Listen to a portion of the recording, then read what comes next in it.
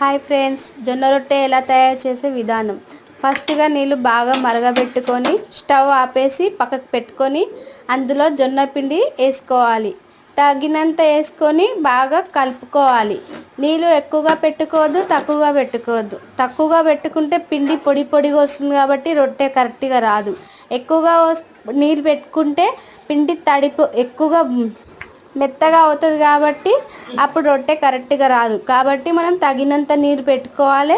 తర్వాత బాగా పిండి అనేది ఎంత పిసుకుతే అంత బాగా వస్తుంది. మామూలుగా ఏదో చపాతీకి తడిపినట్టు తడపొద్దు. అలా తడిపితే రొట్టె అనేది ఇరిగిపోతుంది. మనం ఆ తర్వాత గిన్నెలో మంచినీళ్ళు పెట్టుకోవాలి. క్లాత్ స్టవ్ ముట్టించి పెంక పెట్టుకోవాలి. వేడి ఎక్కిందా లేదా చూసుకోవాలి. మనం ఇక స్టార్ట్ చేయాలి రొట్టె చేయడం. దాన్ని ఎంత రౌండ్గా తడుపుకొని రౌండ్గా ముద్ద కలుపుకొని మనం నీట్గా పెట్టుకుంటే రొట్టె అనేది అంత నీట్గా వస్తుంది. తర్వాత పొడి పిండి వేసుకోవాలి. ఇప్పుడు మనం చపాతీ కర్రతో చేయాలి.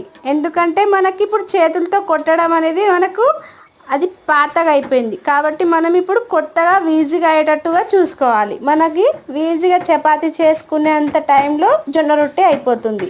ఇంకొకటి, మనకు జొన్న రొట్టె అనేది ఆరోగ్యానికి చాలా మంచిది. ఉదయం టైంలో మనం జొన్న రొట్టె తింటే ఆరోగ్యానికి చాలా మంచిది. ఇది అనేది ఆయిల్ ఫుడ్ తింటున్నాం. ఇప్పుడు జనరేషన్ ఎలా ఉంది అంటే మనము జొన్న రొట్టె అనేది చాలా తక్కువగా తింటాం. కాబట్టి ఆరోగ్యాలు మనకు అది షుగర్, బీపీ రాయడం, థైరాయిడ్ లాంటిది రావడం. కాబట్టి మనం ఆరోగ్యాన్ని కాపాడుకోవడానికి జొన్న రొట్టె ఎంత ఉదయం టైంలో తింటే ఆరోగ్యానికి అంత మంచిది. ఇంకా నైట్లో కూడా తినొచ్చు.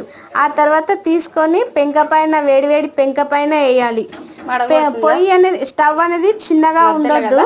చిన్నగా ఉంటే మనకు పెంక అనేది బాగా వేడి కాదు.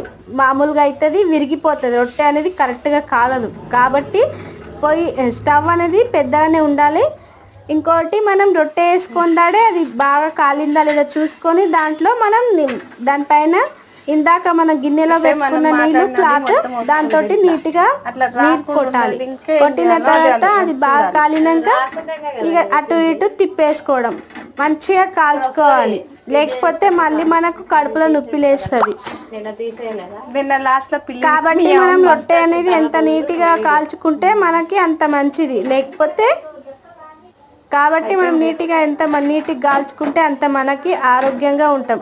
ఏదో మామూలుగా కాల్చుకున్నాం కదా, చేసుకున్నాం కదా అనేసి తినేస్తే కూడా మనకి మళ్ళీ స్టమక్ అప్సెట్ అయ్యే ఛాన్సెస్ ఉంటాయి.